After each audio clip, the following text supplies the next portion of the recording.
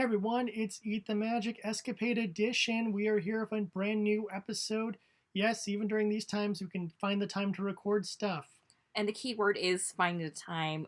It's been really hot out here in Southern California, and I've been really busy with my day job, so apologize if we're just kind of delayed on content right now, but we got some content coming up. Not only that, but we got some strange stuff. As we can't really go to the parks, we've been discovering very unique Disney specials, and this is one of the more unique ones for sure. Come on, Jared, let's go party! Yeah. Ugh. Alright, so Barbie's birthday party at Walt Disney World, Epcot, 94. This was a video that you can buy for a total of 1 cent. With purchase of select Barbie dolls. And what are those like Barbie dolls? I actually do have a listing here. Doo. Yes, buy any of these Barbie or friend dolls. Camp Barbie, Happy Birthday Barbie, Glitter Hair Barbie, Locket Surprise Barbie, which I did own the Midge edition of, and Bedtime Barbie, the Barbie that you can snuggle up against. Coolsies! There's nothing weird about that. Anywho, we kind of stumbled on this on accident because I was just kind of like, my mom, she was celebrating her birthday, and I kind of wanted to find like something that says like Epcot, Happy Birthday, and then I happened to stumble upon this, and then I sent it over to you, and I'm like, dude, we're reviewing this. And because I saw it, I'm like, if we can find this video, we will watch this. Because this is unbelievable that they decided, hey, it's Epcot, it's 1994, we're going to do a Barbie promotion video connected to a Barbie stage show they had from about the very, I think it started in late 93? November 93 debuted Yeah. Thanksgiving weekend, and then it ended sometime in 1995. So it had a good run over at the American Showcase. So just kind of put some context in here. We all know with Disney parks, they like their sponsorships. Like Yeah. M&M's presents Star Tours, FedEx presents Space Mountain. Do we have an Energizer presenting something for a while? I think that was Star Tours because That I may have know they also been Star changed Tours, up. yeah. I know they changed up sponsors throughout the Oh, years. Indy used to be AT&T? Yes, AT&T. Yeah. They sponsored the Decipher cards when you entered ride when they first opened. So basically, this is a way for like Disney, like, hey, have the sponsorship deal sponsor one of our attractions so we can maintain the upkeep and blah blah blah. You don't really see a lot of these nowadays, but you will see like Dole, Tiki Room, you know. There's been sponsorship for rides and attractions since basically 55. So it's been generally... Tomorrowland was a huge, like, sponsor, like General Electric. Goodyear gave us the People Mover. And so Mattel, they had this deal with Disney to like, hey, let's sponsor Small World and this show for the World Showcase. Well, Disney and Mattel had been kind of brand partners, for toys and stuff for a while at this stage. I did own like, a couple of Mattel Disney princess dolls. They kind of had the same like body type as Barbie, same kind of face mold-ish as Barbie. Lazy. I mean, you can actually kind of see like the similarities if you own like Disney princess like fashion dolls like in the early 90s, 80s or so, because I had the Snow White one.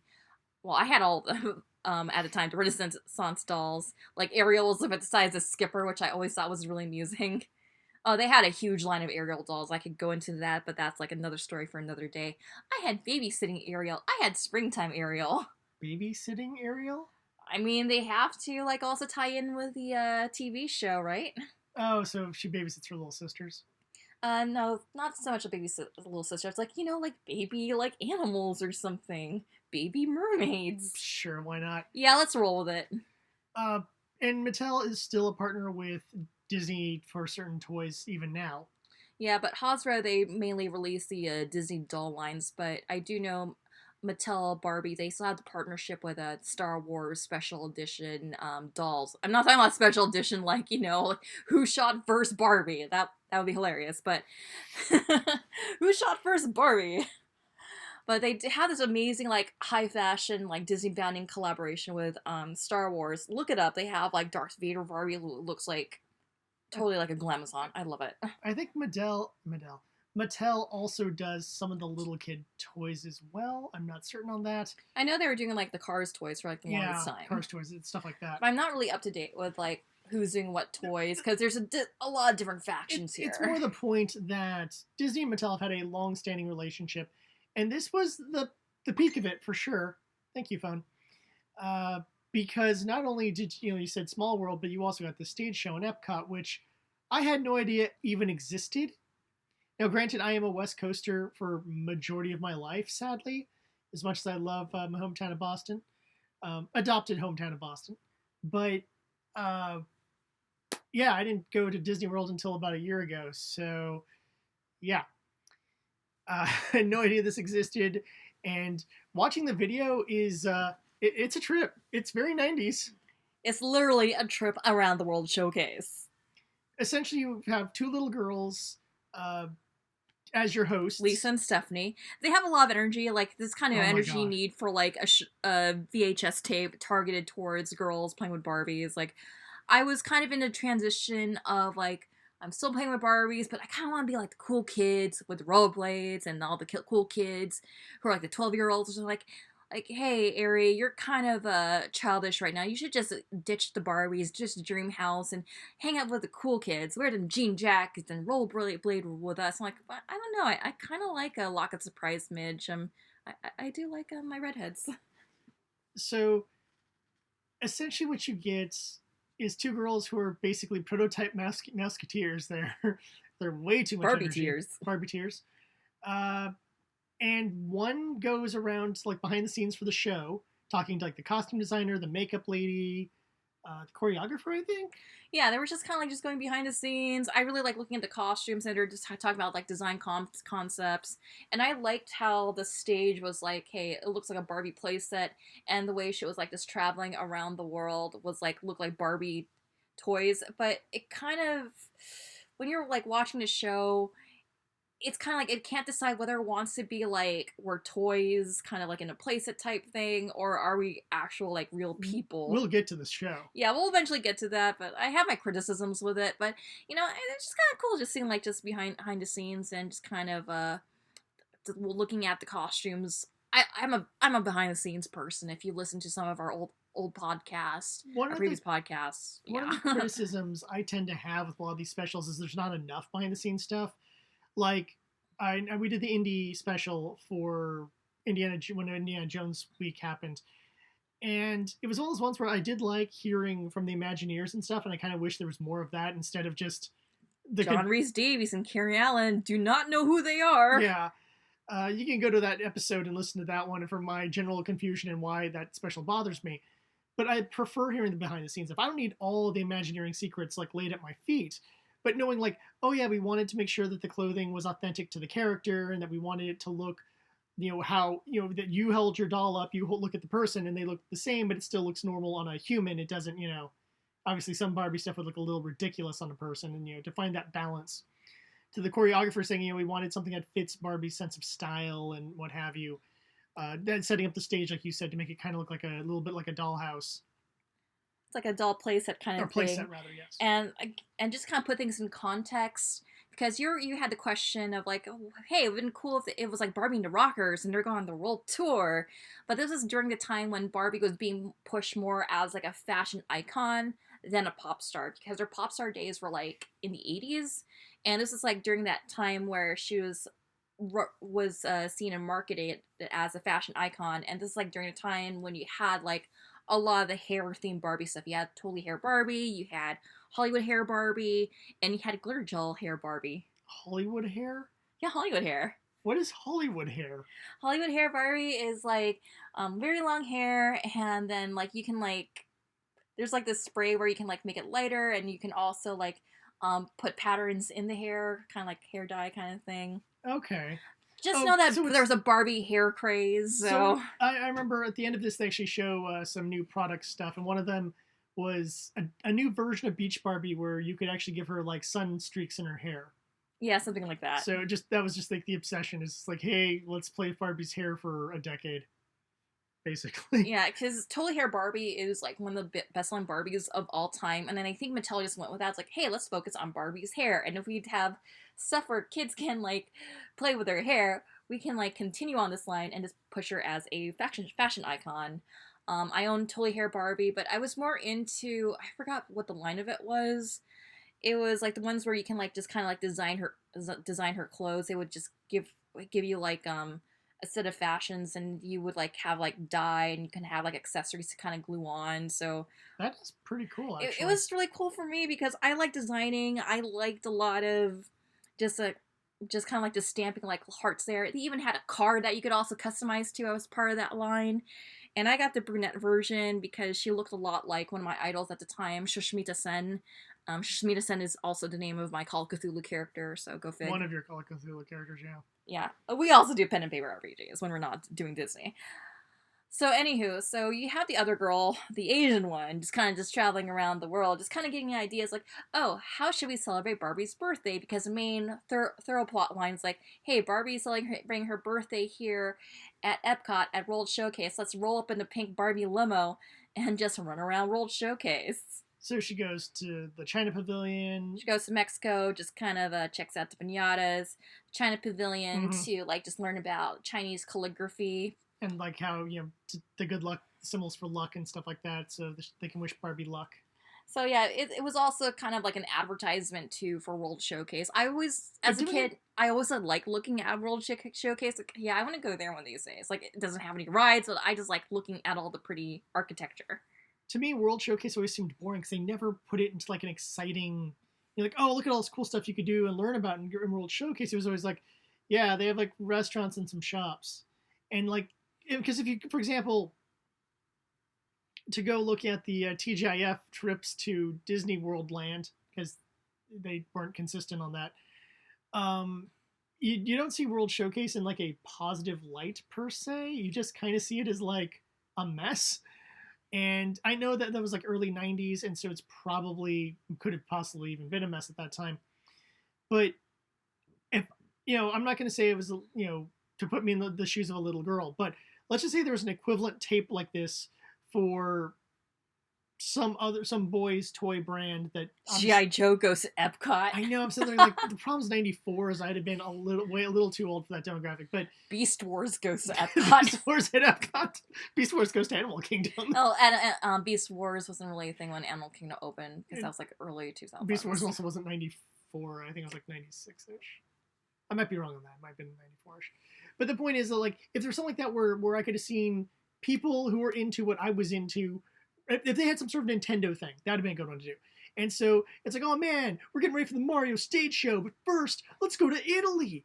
Yeah, Italy here at Epcot. Not only does it have like awesome pasta, but it also da-da-da-da-da-da.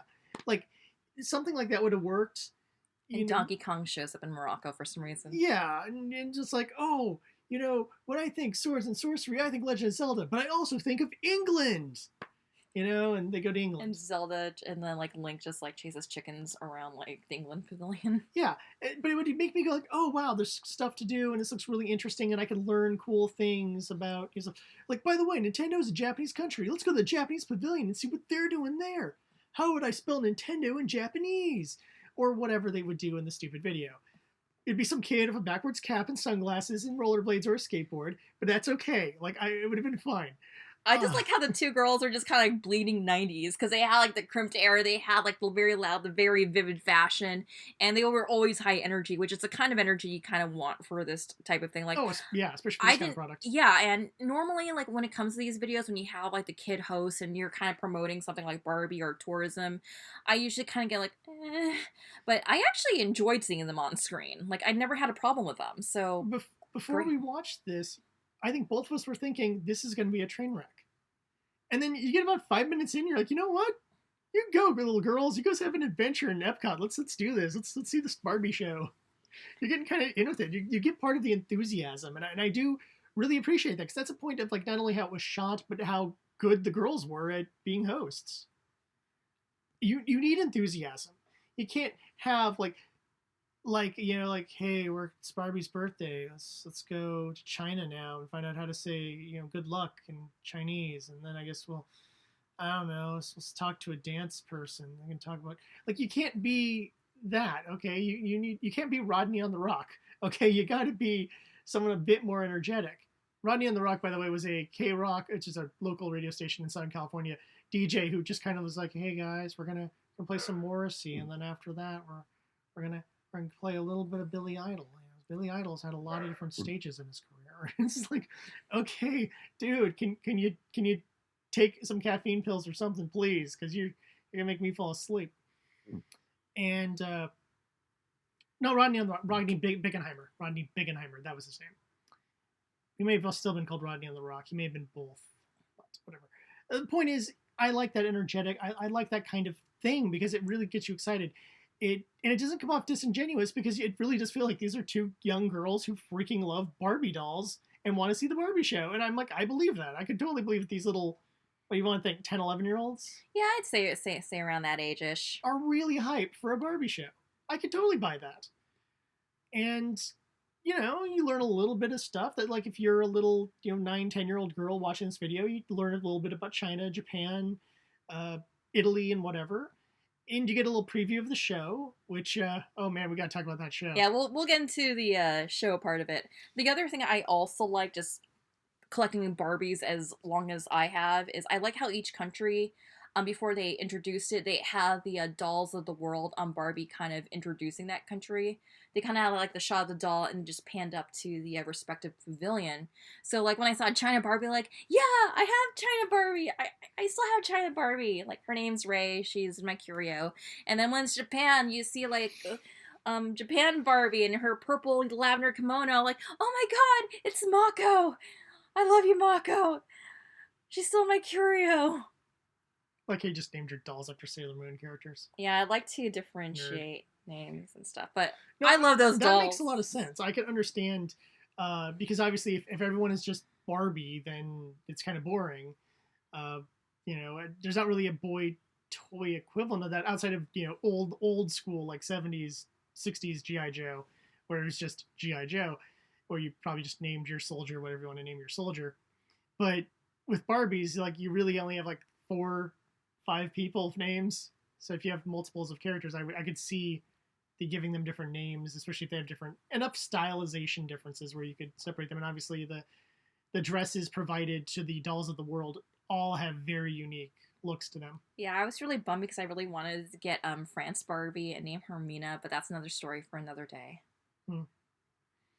I want to say that my cousin Nicole had a few of the Around the World ones, because I think my mom got them for her for birthdays or Christmas or something like that. Yeah, the Dolls of the World line in the early 90s was pretty strong, and I'm glad to still have my collection in my curio, because, like, yeah, before I got into anime, before I went full weeb, I was like, yeah, I'm gonna be a Barbie collector. I'm gonna collect all the special edition Barbies.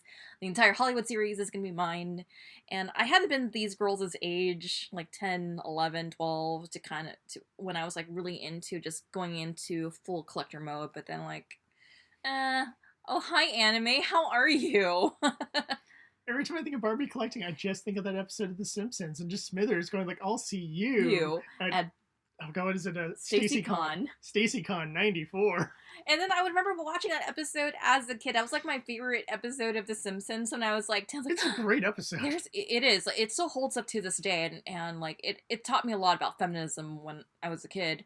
And then I'm like, wait, there are like cons for Barbies and yes. dolls? Oh my god, yes. Like, I want to go when I grow up.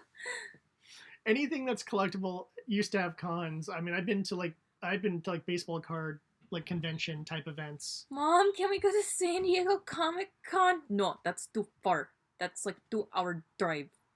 But Mom, I want to go to San Diego Comic-Con and get Barbies. No, we go to Toys R Us or Kmart. Do they have special like Comic-Con Barbies?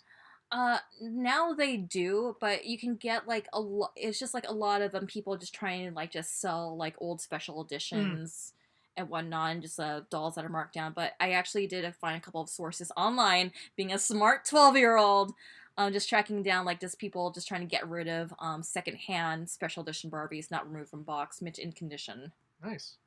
Yes, I like, even as a 12-year-old, like I had to start young to like just figure out like the collectible market. Trying to think of what I Start was 'em doing when I was young. 12. Probably just playing Final Fantasy 3 on the Super Nintendo. Oh, no, maybe in junior high. I when had that a came out. I think I was in subscription to junior high when Miller's it came out. Magazine to find out the worth of all the Bob Mackies. And it was cool because in Huntington Beach, over at the Westminster Mall, they had like this Barbie store that specialized in collector Barbies. And I'm like, haha, I will visit this place every time I get an A on my report card. Because I had to earn it. It's not like I could like, Mom, can we go to this? Like, no, I had to earn those A's and earn my Barbies. I'm not really a Barbie collector, but I have seen Clearly. what was it? This was years ago. They had a Black Canary Barbie done in the proper outfit, the black, the blue jacket, the fishnets, blonde hair, and I was like, damn, I kind of want this.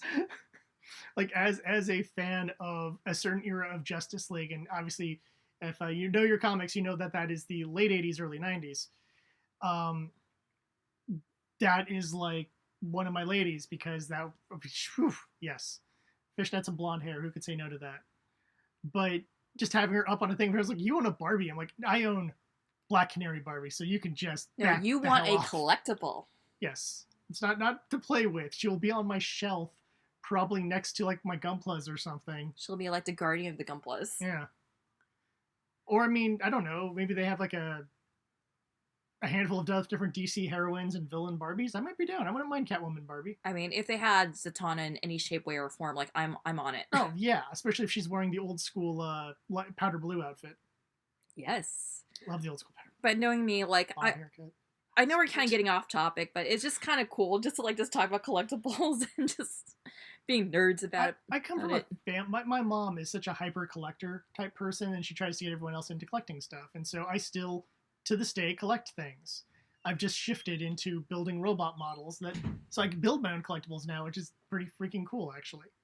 If you had told me as a 13, oh right, I was building model houses at the age of 12. There we go.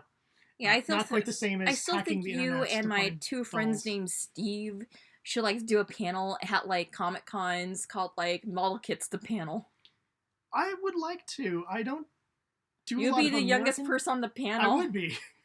You'd be the rep talking about Japanese models. Not even that young. No, technically there are a lot of Japanese models outside of Gunpla because. Well, look, I used to make X-wings and stuff like that from I want to say Revell did those kits. I'm not certain. No one quote me, and I could probably go online and find the old kits.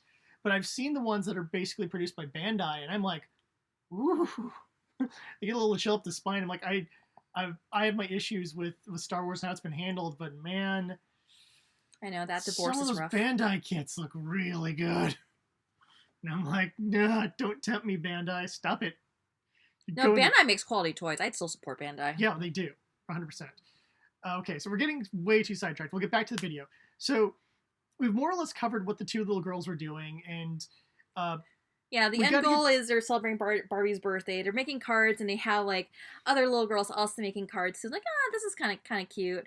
And like the end of the video is just kind of like a preview of like the Barbie show over at the American Pavilion over at World Showcase. Get to see a couple of the musical numbers. Not all of it, because they want you to actually check it out for yourself. They want you to tell your parents, like, Mom, Dad, can we go to Disney World? Can we go to Disney World? Can we go to Disney World? I want to see Barbie. And the video ends, and of course, because this is a toy video, it does end with a little preview thing of a handful of different Barbie dolls, including the Sleepy Time Barbie or whatever, which... That freaked you out. That freaked me out a little bit. Not because a little girl doesn't deserve to have a doll to go to sleep with. It's more because there's like creepy weirdos out there, and I'm like, what kind of creepy weirdos ended up buying this toy for themselves? I don't want to even think about that. And like, it's weird to think that, but like, because Barbie is designed in a very idealized female fashion, and weirdos to this day still buy pillows of anime girls who are drawn in an idealized female fashion. So I'm just saying. That's why it creeped me out. Not on the point that, like, this toy exists. Glowworms exist. Who cares? I don't care what you cuddle with when you go to sleep. I cuddle with PJ Sparkles. I don't even know what that is. I didn't have a glowworm either, for that matter. I had a Triceratops. Triceratops? Little yellow Triceratops. I loved it. I chewed on her horns because I was a chewy child. Anywho, But I also like in the preview they kind of showed like Barbies that I was familiar with, like when I was growing up. Like, oh hey, there's the campsite Barbie, and they had the motorhome, and I actually did have the motorhome. I called it the Megazord, because why not play? Why not play with other toys too? It is too bad they never made a Pink Ranger Barbie.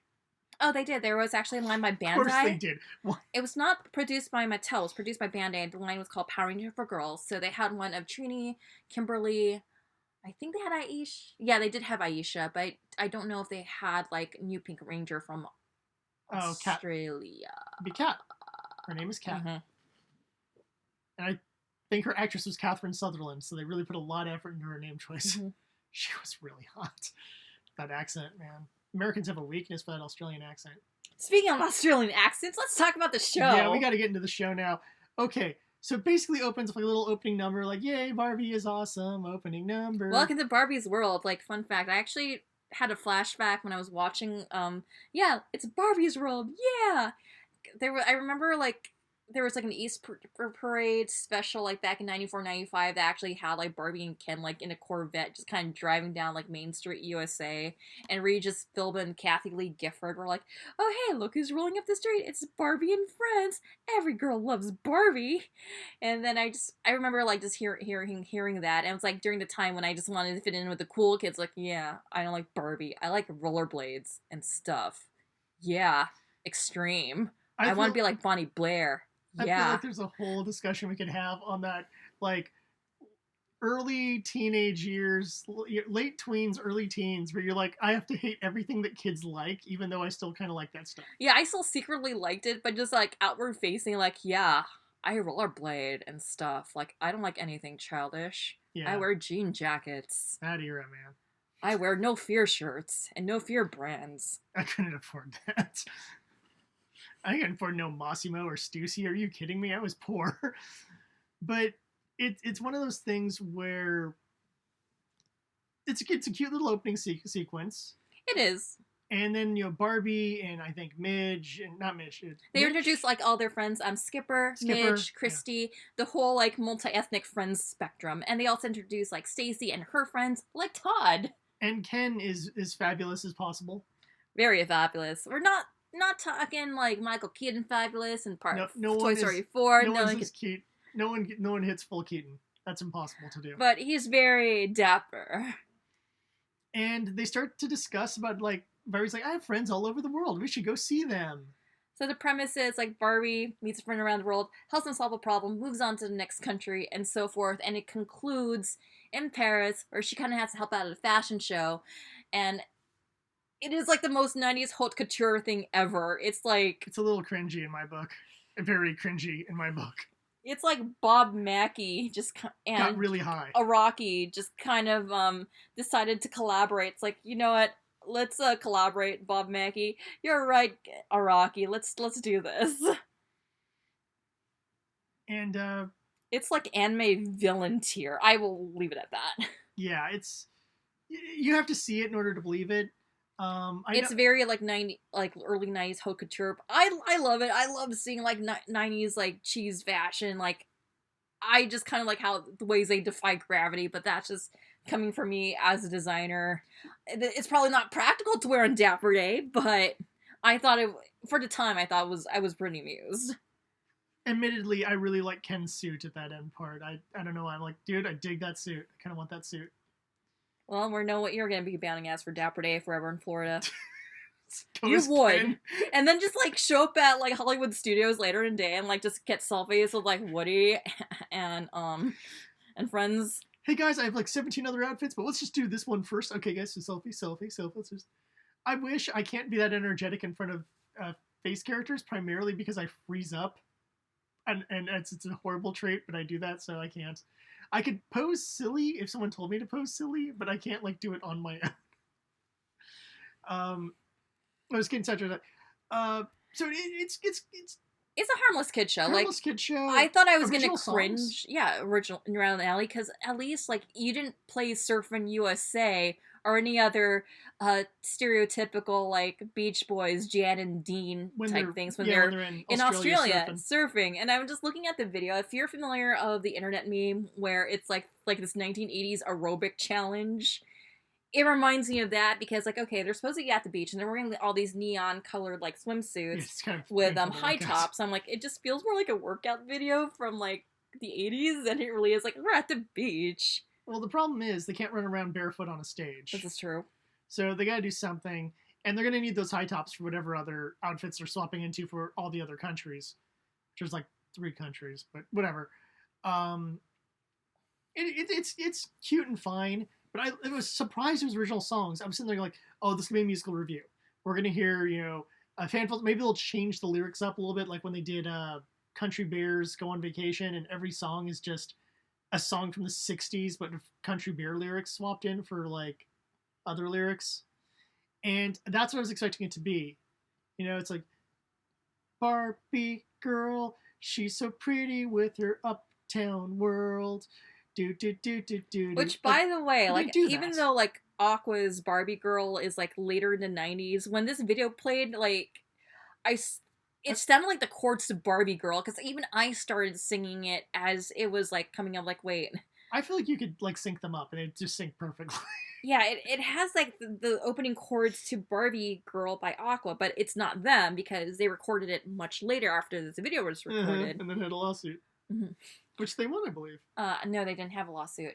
There's a lot of 90s songs that share that same chords, like... No, over the lyrics, over referencing Barbie and stuff like that. I thought Mattel... I don't know the full details of that. I thought there was a story about that. Maybe it doesn't really show up in, like, any top 10 lawsuits of the music industry that I've tuned into. It may have just been one of those, like, they were upset, and, like, that's as far as they could take things. Like, hey, stop doing that song. Hey, it's a stupid little silly song we did that doesn't really sound like the rest of our songs.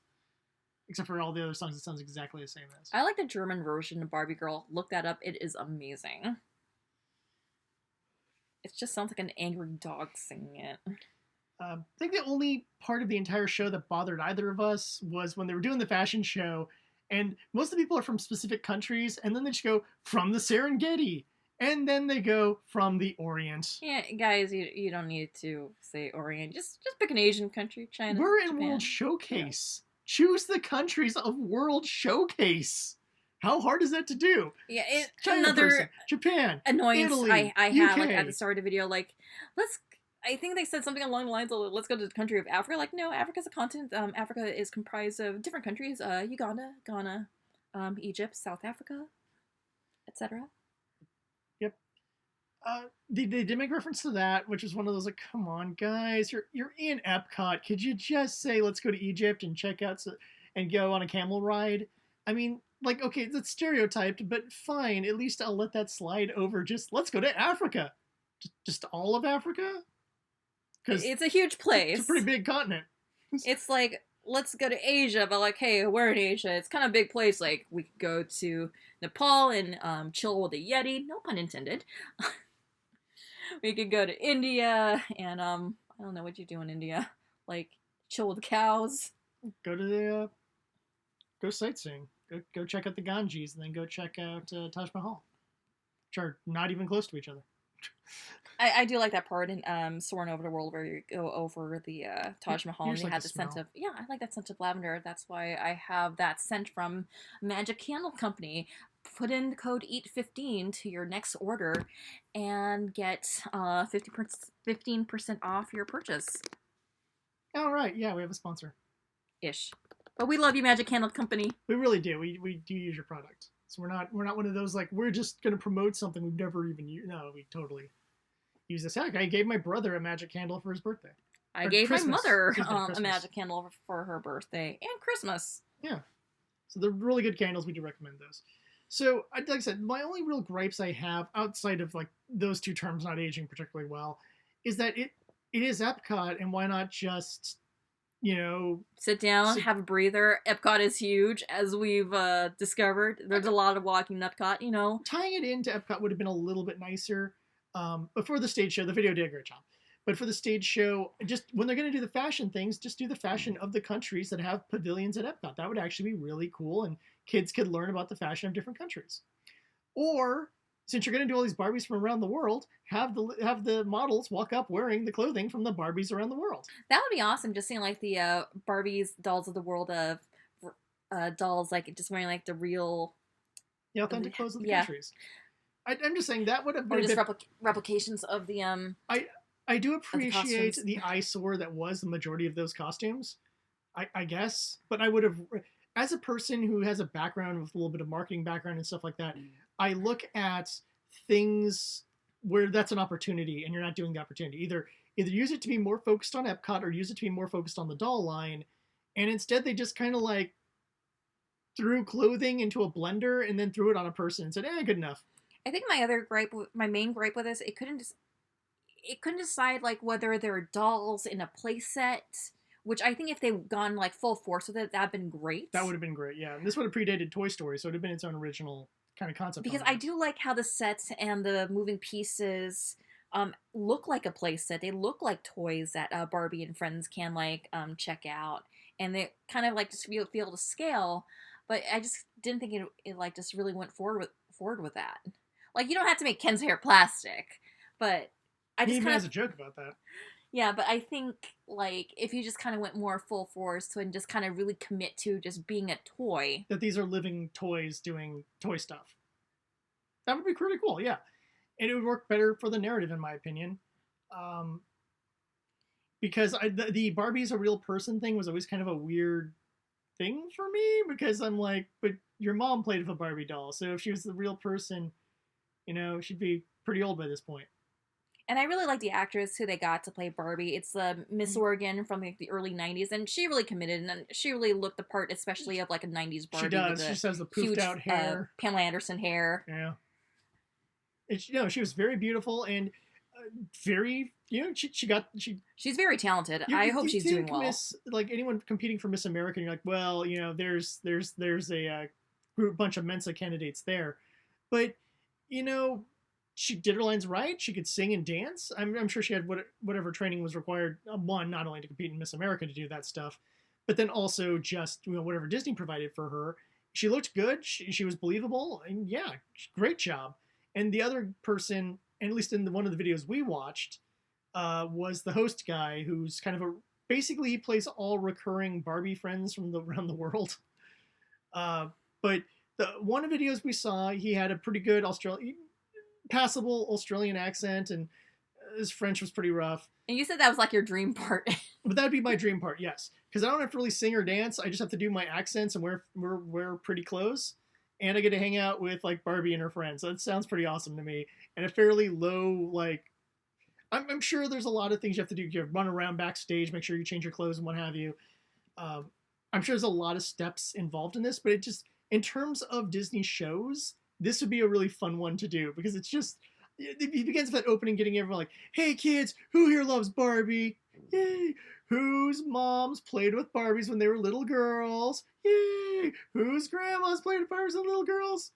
Oh, that's many. Okay. Well, who here loves Midge? Yay! Who here loves Skipper? Like, I could hype up the crowd. I could have fun with that. Mm-hmm. There's certain roles I've seen like that. Like, I always call the character David Bowie from Tron.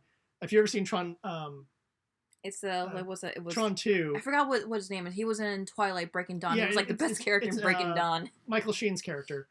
And he's teamed up there with Daft Punk at the bar. And in the when they used to do electronica, they would basically have someone be electronica. I know. Oh my god. They would have someone as him, and I'm like, that's the job I want at Disneyland.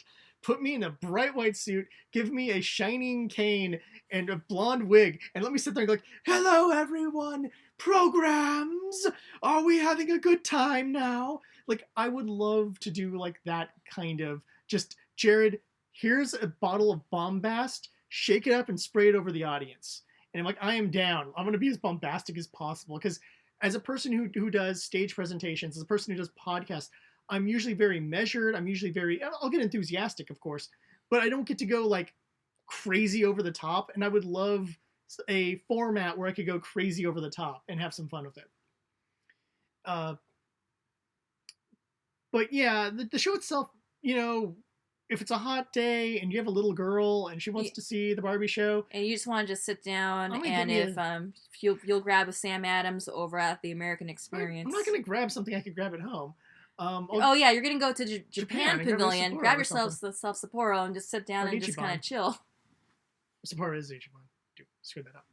Because your goal to Kieran at Epcot next time around is drinking around the world. That's what we say. I don't think I'm gonna ever do it, but that's what we say. I want to achieve full Roseanne's husband, whatever his character's name was.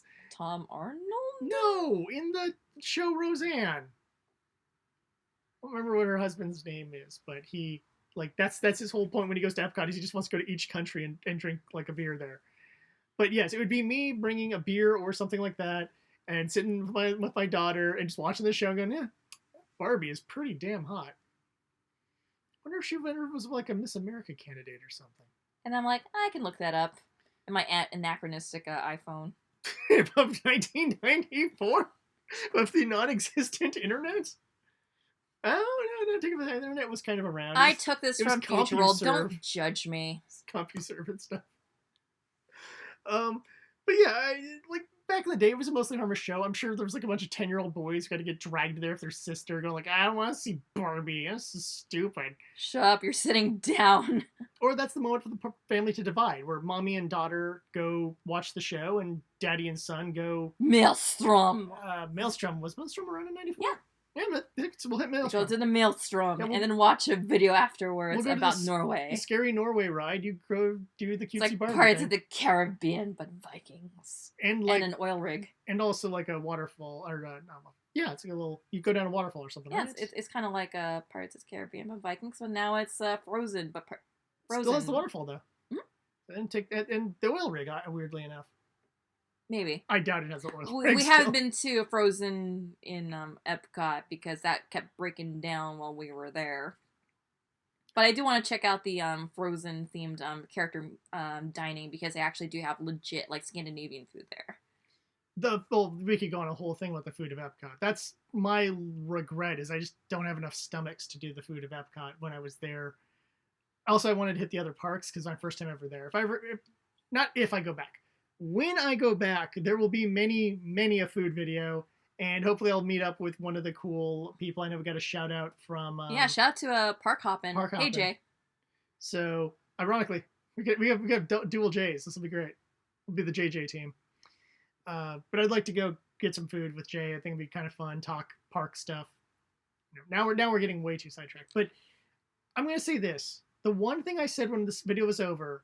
And I said to you, and I'm going to say it here in the audience, they could bring back a version of this in Toy Story Land where it's the Barbie and Ken from Toy Story having some sort of silly adventure. You could even incorporate Woody and Buzz and whomever else if you want, for that matter. And just do a little silly like, hey all you toys, let's show you what life is like being a toy kind of a thing. And I don't know. Look, I'm not writing the script right now. But yeah, and I can't even think of a place off the top of my head in Toy Story Land because we haven't really explored Toy Story Land when we were there because too hot, too crowded, bye. I don't know if it has a staging area or what have you, but what I'm saying is that we do have the opportunity now to kind of do a new version of this, where even if you did, Epcot's changing in ways that aren't going to really how about our park over like in the Midway area, like not like a stage show, but kind of like a street kind of like show. Oh, what was that location where the band would play?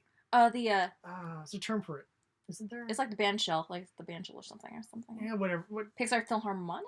No. I like that band. They were cool. They like my dress. And I like their clothes. Is that the people we saw who kept doing the gum song, the gum jingle from Inside Out? Pixar Philharmonic. I miss them. So yes, their staging zone, which is also sometimes a character meet and greet zone, you could have like Ken and Barbie show up and do a little... And like just roll out on the Barbie Corvette. Yeah, just either for a meet and greet or just a little mini show saying like, hey, we're our friends are over at Midway Mania, you go there, but right now if you want to hang out with us, you could have something fun with that. I think that could be a cute way to do it. And obviously, like I said, they still have at least some connection with Mattel because those characters showed up in Toy Story 4. And I think some of the shorts, not sure, but like saying, I'm not saying we need to have like that level of over the top branding stuff in our Disney parks. Just more the point of like, I looked at him like, you know what, you could redo this. You could do a new version of the Barbie thing. Even if it's just for a year. You know, the next Barbie-versary that we have, whatever it is, Barbie's 50th or something. That was last year. Oh, well, poo. Anyhow, you could potentially do something like this. I think it'd be kind of cool to see the new version of what they could do with what we have available. It's just finding a location for it. I think there'd still be people who'd be down with it, and you know, I don't know. Just a weird thing that came into my mind. It's kind of weird to think that because I'm not like the guy who'd be super hyped about the Barbie show. But you are super hyped about bringing brand synergy. I do love me some brand synergy. This is true. So no, on our spare time, like on our downtime, when we're at the parks, we usually think a lot of like, okay, how can we like reinvigorate said brand into this park, or how can we reinvigorate this area of the park? I mean, you and I, like on the what was it, the shuttle from MCO to our hotel when we were going to Florida first time, you and I were just brainstorming how to make Star Wars Galaxy's Edge original trilogy. We've gone over that multiple times. That could be an episode of this. We really wanted it to be, or my whole plan for leveling Tomorrowland and making good Tomorrowland, which upsets so many people, but I don't care. Level Tomorrowland and make good Tomorrowland. And that would be a clarification. Anaheim Tomorrowland. I actually liked the Florida version because awesome. It was neon. Thank you. It's supposed to be neon. What I hope for like the 50th anniversary.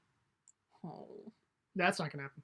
Yeah, what I hope for the 50th anniversary, just my pie in the sky thing, is they bring some sort of form of electronica back over in the Tomorrowland at over in Florida when they open up Tron.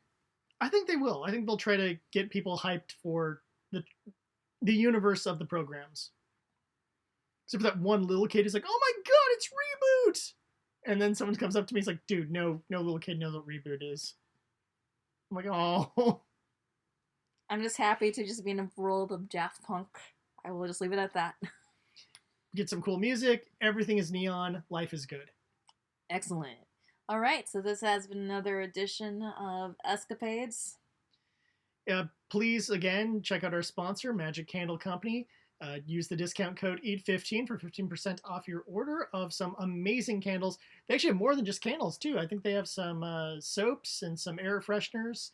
I think in one of our orders, we got a car air freshener. Yeah, I got a car freshener. It was like a Philharmonic pie, and that was in my car.